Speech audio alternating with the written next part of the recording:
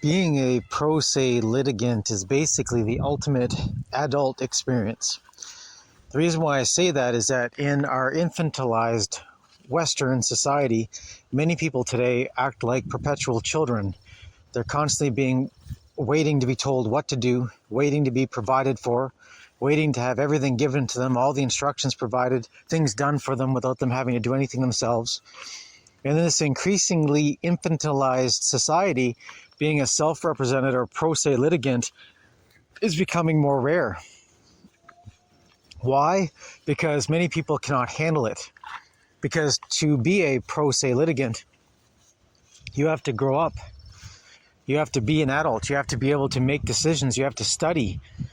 You have to know what to do, when to do it, how to do it. And the only way to learn these things is through hard work of education and study. You need to be able to read the rules of court and know which rules of court apply to your situation, when and how. You need to know what forms need to be filled out, when they need to be filled out, when they need to be filed, who they need to be served on, what needs to happen before they're served. These are all very technical things that need to be learned and known with certainty. You need to know for sure what you're doing, otherwise you make a mistake and you have to make a correction. Now, when you know for sure what to do, you do it correctly the first time, it's very efficient. Now, through any learning curve, there's going to be times when you make errors, unintentional errors, just errors of ignorance that you thought it was going one way and then you did it, and maybe even the rules of court have changed, or the instructions from the court system have changed. Things are changing and evolving all the time, so even though you may know the rules of court, they might change between now and when you learn them. So there's a constant evolution going on, and we have to be on top of it at all times. Now, despite the fact that the rules of court being very verbose, being expansive, even though there might be like 10,000 rules of court, you don't need to know every single rule of court. You only need to know the rules of court that apply to you and your situation. If you're filing a notice of action against somebody, like you're filing a lawsuit against them, then there's rules that are relevant to that. If you're filing a notice of motion, a motion against someone for some specific thing, there's rules for that. If you're filing a petition, there's rules for that. If you're filing an affidavit, there's rules for that. These are all subcategories. And even though it can be overwhelming with all the rules of court, it turns out that only certain rules matter for whatever you're doing, for whatever task you have. Once you learn what those rules are, then you can focus in on those rules and make sure you've got everything fine-tuned. Your T's are crossed, your I's are dotted. This is the kind of thing you need to do as a self-management. You need to manage your time. You need to know what to do, when to do it, how to do it.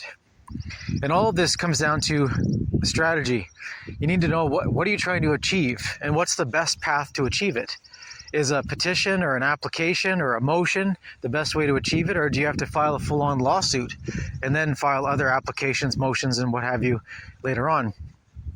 You need to know what to do in what order. Otherwise, you can be doing things all backwards. So the idea is that you need to learn what you need to learn, and you need to know what you need to know before you even know it.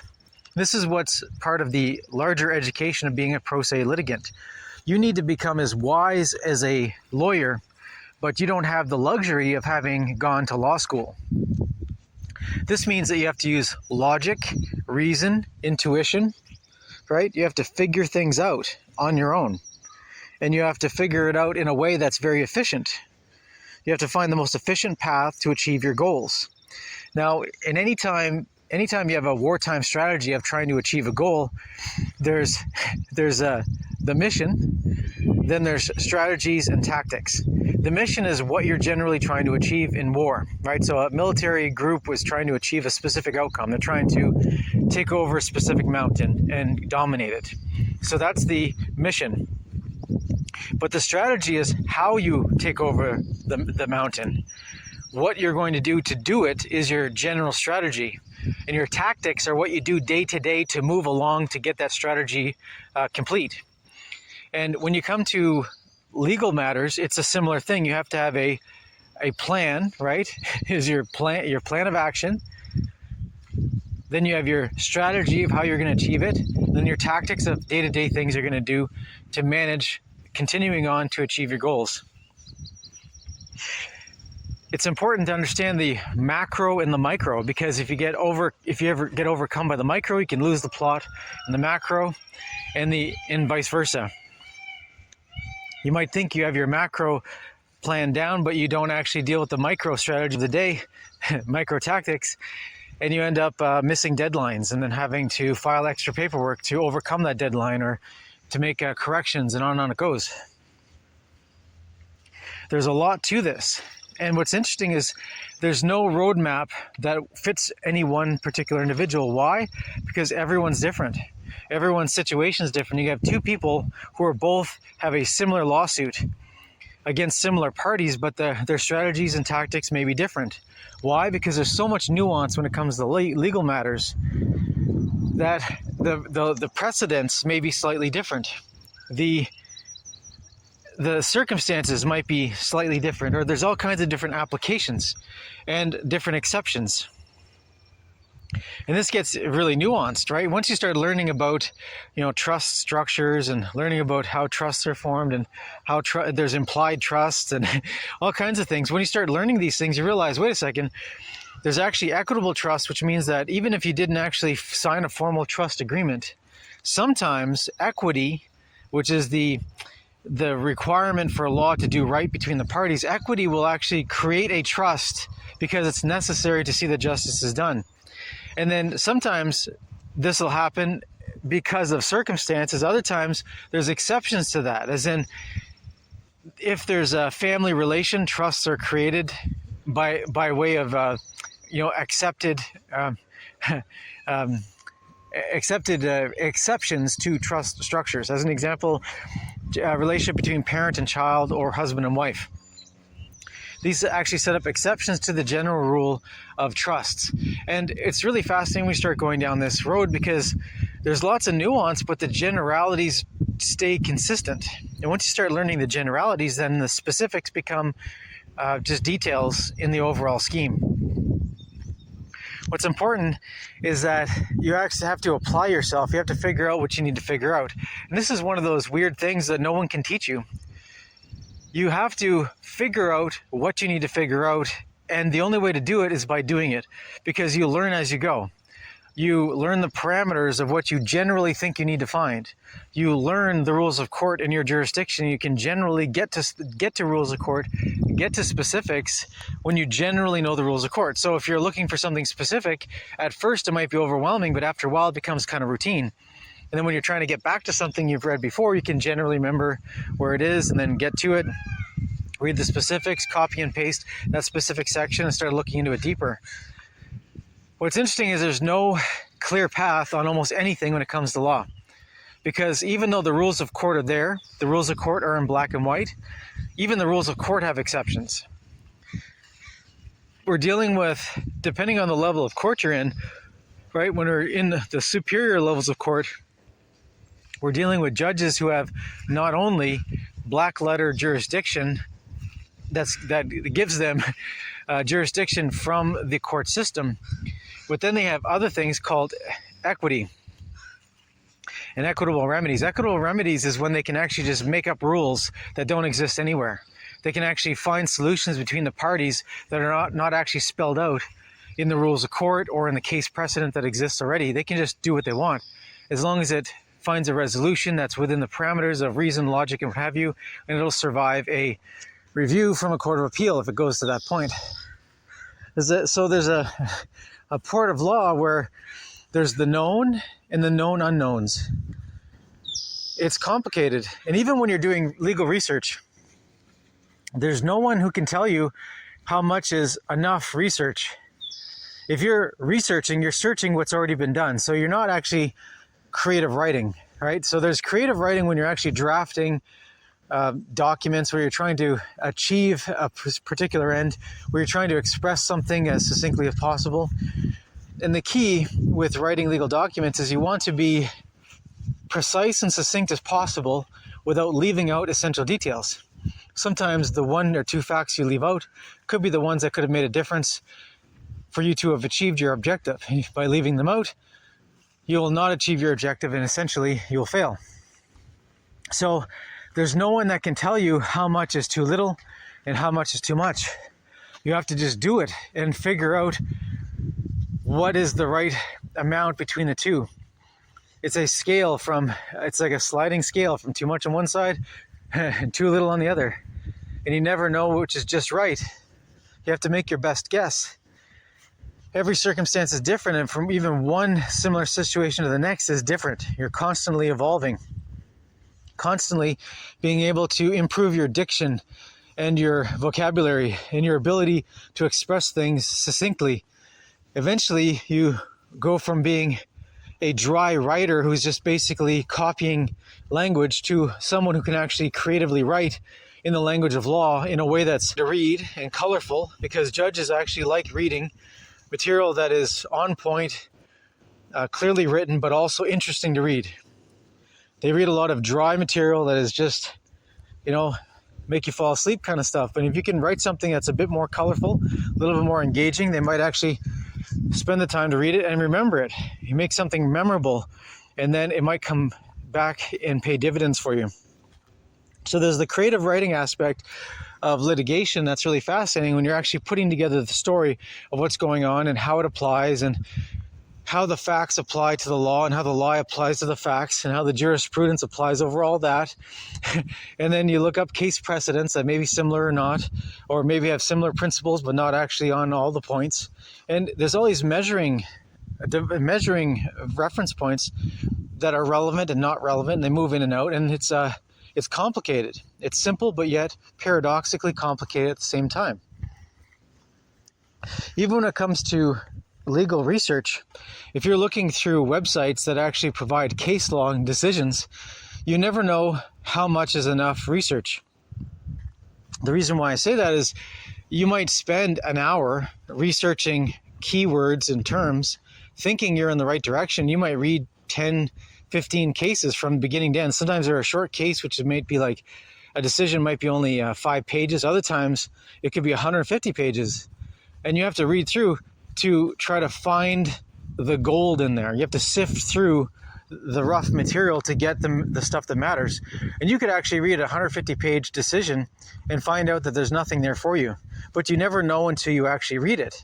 And you cannot trust the citation notes or the abbreviations at the beginning of these decisions, because you're talking about a subjective interpretation of someone's precise 500-page summary of a 20,000 word decision. You cannot always trust it. Sometimes they're wrong, sometimes they have a bias one way or the other. So there's times that you have to just read the decision yourself from beginning to end to really appreciate it. And even though that decision might not apply to your situation at that moment, it will eventually apply to you, because you start learning the pathways, you start learning the language, the diction, the use of terms, the use of concepts. It becomes reinforced. Every time you read something, you read it once, it might be new material, and you're like, that's kind of complicated. You read it a second time, a different decision on a similar matter. Now it starts making more sense because there's nuanced differences. You're starting to see the similarities and the differences. You read a third one, a fourth one, a fifth one, and eventually you're starting to get the theme of what's going on with that specific legal matter. Even though the details might change between one case and the next, there's certain contextual foundations that leapfrog from one decision to the next. And once you start recognizing what those are, then you can pull out those generalities and use it in your situation to then combine the details to be able to express your legal position more succinctly, more clearly, to really, jump to the chase, cut to the chase much faster than if you're just kind of wandering around trying to express it.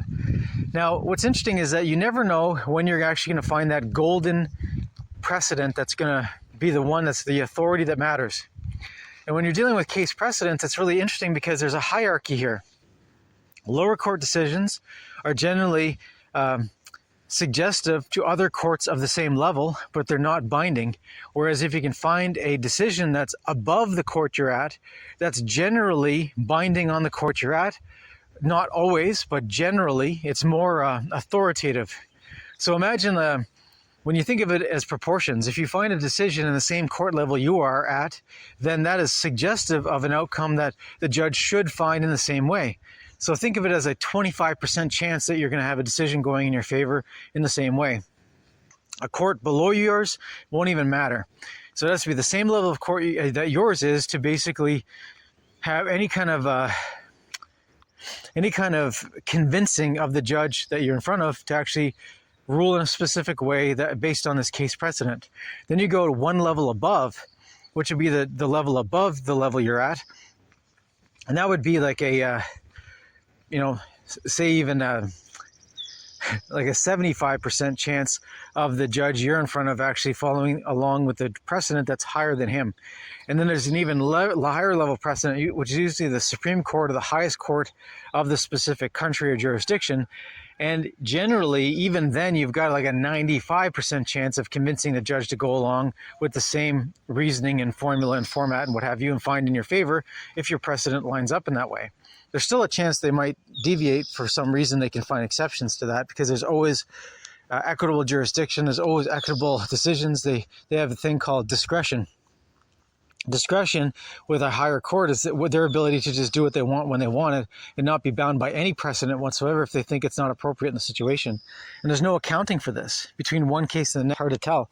One day to the next, it's hard to tell. There's no 100% predictability here. Even when you're dealing with case precedents, sometimes there's a thing called all fours. The all fours precedents is when you're dealing with similar parties. So the same plaintiff, same defendant, same general concept for the litigation, and then the decision you want. That's all fours. And if one of the four is off, then the decision is less binding or less convincing to the judge. Why? Because if there's two parties that are the same, that's great. If the concept is the same, as in we're talking about wills and estates, right? That's great. But the problem is if you found a precedent that goes against your position, then that's not good for you. You have to find a precedent that goes in your position, in the favor of what you want for an outcome. And you have to make sure that both the parties are similar, the subject matter is similar, and the decision goes in your favor. Then you have all fours. If you're lacking any one of the four, then it becomes kind of less convincing to the judge to find in your favor for many reasons. And the thing is that when you're putting time in, it doesn't matter if you put 5 hours, 10 hours, 20 hours researching, reading, thinking about this stuff, because the amount of time you put in is not proportional to the outcome you have at the end of the time you put in. There's a lot of chance that happens when it comes to legal research. You might be, having a good idea of what you need to look for case precedents, but the search terms you're using are not quite what you need, but they're close enough. And as the close enough is, you start reading cases that seem to generally provide you what you need. But then as you go along, you might find one or two key words that just jump off the page at you. You're like, wow, that's the words I should be searching. So you might have done 3 hours of research and reading and conceptualizing, and then you find these specialized terms that you were not aware of before. Then you put those in the search terms and start finding cases that are talking about that, and it's even better than before. Now you have cases that are way better on topic. I mean, you still don't have everything perfect because you never know what you're reading until you read it, and sometimes you need to read the entire decision, whether it's 5 pages or 100 pages, before you really get the grasp of the situation. So you might put 10 more hours of research into something and have a better idea of what you're doing, but then near the end of that, you find another couple keywords that are just awesome, that had you only knew about those at the beginning, you would have saved all this time. So then you put those keywords in and you start searching cases with those specific keywords, and you find the better cases. Put another 10 hours in. Reading, researching, finalizing in your mind what's going on, doing citations. And do you stop there? I don't know. See, you never know if you find 10 cases that are good, you're going to be able to use 3 of them because they're really good. And is there a better one? You don't know. You can keep digging for another 10 hours and not find a better case than you already have with the 3. Or you could spend another 10 hours plus 1 hour and find the case that is going to win this for you. That's going to get a decision in your favor because it's on all fours, on the similar subject matter, in a higher jurisdiction court. And it's basically the golden precedent that you needed. And when do you find this golden precedent? That's the problem. You never know when you're going to find it. But you know if you give up, you're never going to find it. So how does one measure this out? It's different for everybody. It's different for everyone's situations. Sometimes it'll take 25 hours to find the perfect precedent. Other times it happens right away. The first one you find is perfect. And do you keep searching? I don't know. You might spend a couple more hours searching and finding less and less relevant precedents. And the first one was actually the best one. Do you keep going or not? This is a decision each one of us has to make on our own when we're doing legal research, because you could accidentally trip over the best precedent at the beginning, or it might take you 25 hours of incorrect searches to finally get to that golden precedent. That can really be authoritative, can really help you out in your situation. You never know till you get there. That's what's so fascinating about legal research, is that if you don't do enough, you never reach your goals. If you do too much, you might be wasting your time because you've already have what you need to deal with the situation. And no one can tell you what is not enough and what is too much. You either have what you need on the day that you need it, or you don't. These are the kind of decisions that are grown-up decisions that require someone to actually be an adult, someone who's autonomous, who can actually use their logic, reason, and judgment to decide how much is too much, how much is not enough, where your attention needs to go.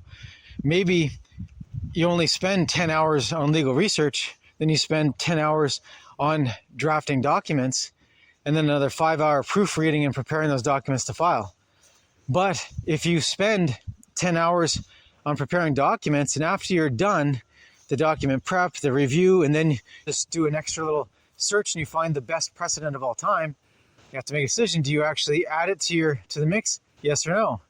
It's likely yes, but then you might have to redraft a bunch of documents to start all over again, or at least redraft, 10% of the documents. Like, there's no simple solution here, and this is what's important to understand.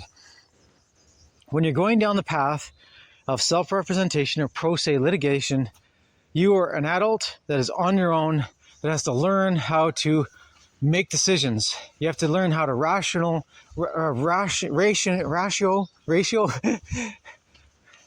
your time. You have to decide, okay, I'm going to put 5 hours in and see where I'm at. And then decide if I'm going to put another 5 hours, or maybe another hour, or maybe another 10 hours, whatever it takes. You have to decide how much time you're going to put into something before you get the results you need. And you might spend 30 hours doing research and not find what you need. Now, the question is it because you're inappropriately searching, or what you need just isn't available? At some point, you have to give up and change tact. You have to change direction because you're not getting what you need. These are all complicated, nuanced decision-making paths, and there's no easy way. There's no fix. There's no correct answer, because it's different for everybody at all times.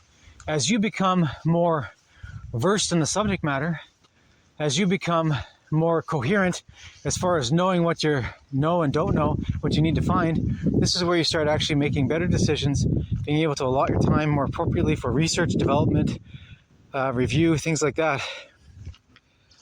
And there's no one that can make these decisions for you. It's part of being a grown-up. And it used to be common practice in the West for there to be grown-ups. That's why so many people would do litigation on their own not long ago. That's becoming less and less common because we're having a degradation of the society we're around. There's a demolition of society going on, and so there's more and more infantilization of people around you. Big children who cannot make decisions, they can't think, they can't reason. They lack the skills, the adult skills necessary to be grown-ups. And it's starting to show in our society. But you, if you want to choose to be a pro se self-represented litigant, you have to actually grow up fast and go through this process of expanding your mind, expanding your diction, expanding your vocabulary, expanding your reasoning, both logic and reason, as well as legal reasoning, which are not always the same. And as you go forward, you actually start building up a repertoire of cases and concepts, understanding of what's needed at any one time. You're able to move forward at a steady pace, constantly growing. And no one can tell you when to stop because only you know when to stop. Even then, it's not clear. You have to make these judgment calls, and they're happening all the time. One step after the other, judgment call, judgment call, judgment call. And there's no clear answer sometimes. Other times, the answer is obvious. Most of the time, it's not.